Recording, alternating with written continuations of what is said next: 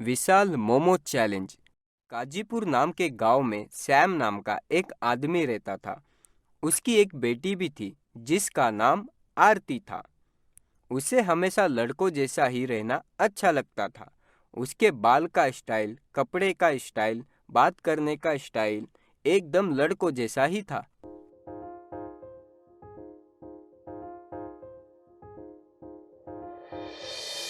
आरती के पिता सैम का गांव में एक ढाबा था। गांव के सभी लोग आरती के पिता सैम के ढाबे पर ही आकर भोजन और नाश्ता किया करते थे, क्योंकि आरती के पिता सैम लोगों को एकदम कम दाम में भोजन और नाश्ता दिया करते थे।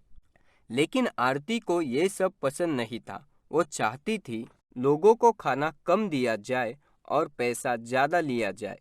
एक दिन आरती के पिता कुछ हफ्तों के लिए गांव से बाहर गए और आरती को ढाबा संभालने की जिम्मेदारी दे गए। अरे वाह! पहली बार पिताजी मुझे ढाबा संभालने की जिम्मेदारी दे गए। मैं कितने सालों से इस दिन का इंतजार कर रही थी। आज मैं खाने के दाम बढ़ा देती हूँ।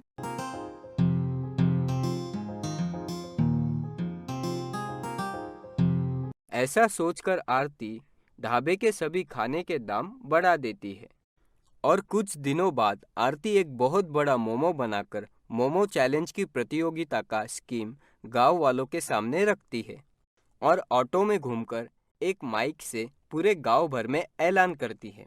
सुनो सुनो सुनो गांव वालों सुनो, सैम ढाबे पर हमने एक मोमो चैलेंज रखा है। जो कोई एक मोमो को 25 मिनट में खाएगा उसे हमारे ढाबे की तरफ से 50,000 रुपए दिए जाएंगे। अगर वो आदमी 25 मिनट में मोमो नहीं खा पाया तो उसे हमें 10,000 रुपए देना होगा। ऐसे ही पूरे गांव भर में ऐलान करते हुए घूमने लगी और अगले दिन ढाबे पर बहुत सारे लोगों की लाइन लग गई और एक एक करके बहुत सारे लोगों ने विशाल मोमो को 50,000 के लालच में खाना शुरू किया। लेकिन एक भी व्यक्ति उस मोमो को खा नहीं पाया। तभी सभी लोगों ने काजल के हाथ में एक एक करके 10,000 रुपए दे दिए और उदास होकर अपने अपने घर चले गए।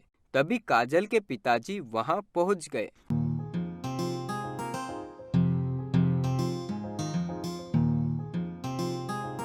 अरे बेटी, ये क्या? तुम्हें मैंने ढाबा संभालने के लिए कहा था, गांव वालों को लूटने के लिए नहीं। पिताजी, मैं कहाँ गांव वालों को लूट रही हूँ। ये तो मैंने अपने चैलेंज में जीते हुए पैसे हैं। देखो बेटी, बस करो तुम्हारा ये झूठ बोलना और ये सब चैलेंज वैलेंज बंद कर दो। अपने पिताजी की बातों को सुनकर काजल को बहुत गुस्सा आया। देखो पिताजी, धंधे को कैसे चलाना है मुझे मत सिखाइए। आपके शहर जाने के बाद धंधे को मैंने ही अच्छी तरह से संभाला है। अब आपकी इस ढाबे को कोई जरूरत नहीं है। आज के बाद मैं ही इस ढाबे को चलाऊंगी। तुम चुपचाप घर पर बैठकर 2 वक्त की रोटी तोड़ना।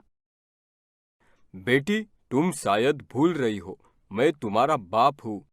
और तुम भी एक बात भूल रहे हो, ढाबा और घर दोनों मेरे नाम पर है। अगर मैं चाहूँ तो तुम्हें घर के अंदर भी नहीं रहने दे सकती हूँ। ठीक है बेटा, तुम्हारे कहने का मतलब ये है कि तुम मुझे घर से बाहर निकाल सकती हो।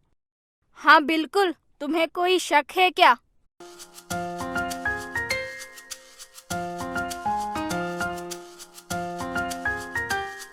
काजल की बातों को सुनकर सैम घर जाकर अपना सामान लेकर घर छोड़कर चला गया। कुछ दिनों बाद मोमो चैलेंज की चर्चा यूट्यूब और फेसबुक पर भी फैल गई और बहुत दूर दूर से लोग मोमो चैलेंज की प्रतियोगिता को जीतने आने लगे। लेकिन कोई भी व्यक्ति अब तक वो मोमो चैलेंज नहीं जीत पाया।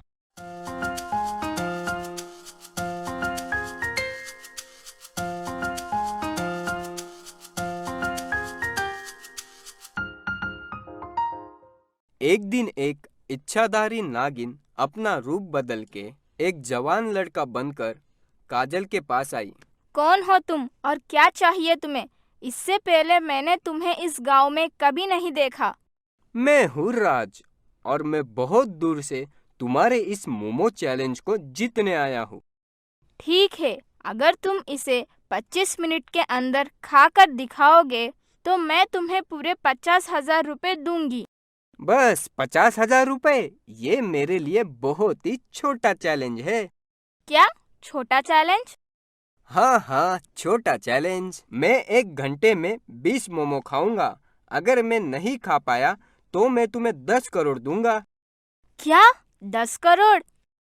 हाँ हाँ, 10 करोड़। लेकिन मेरी एक शर्त है। शर्त? कौन सी शर्त? अगर मैंने ये मोमो खा लिया तो तुम मुझे तुम्हारा घर और ये ढाबा दोगी। राज की बातों को सुनकर काजल खुश हो जाती है और कहती है, हाँ ठीक है, मुझे मंजूर है। तो फिर ले आओ तुम्हारे मोमो और टाइमिंग शुरू करो। फिर काजल खुशी के मारे जाकर सभी मोमो ले आती है और लाइन से टेबल पर रख देती है और टाइमिंग शुरू कर देती है। लेकिन राज सारे मोमो 1 मिनट के अंदर ही खा लेता है। ये सब देखकर सारे गांव वाले और काजल हैरान हो जाते हैं। अरे राज, तुमने 1 मिनट में इतने सारे मोमो कैसे खा लिए? पहले तुम तुम्हारे ढाबे की और घर की चाबी मुझे ला कर दे दो, फिर मैं बताऊंगा। काजल उदास होकर ढाबे की चाबी और घर की चाबी राज के हाथों में दे देती है। तभी राज एक इच्छाधारी नागिन में बदल जाता है और कहता है, मैं ये मोमो चैलेंज सिर्फ तुम्हारे पिताजी के लिए जीतने आई थी। तभी काजल के पिता वहां आ जाते हैं।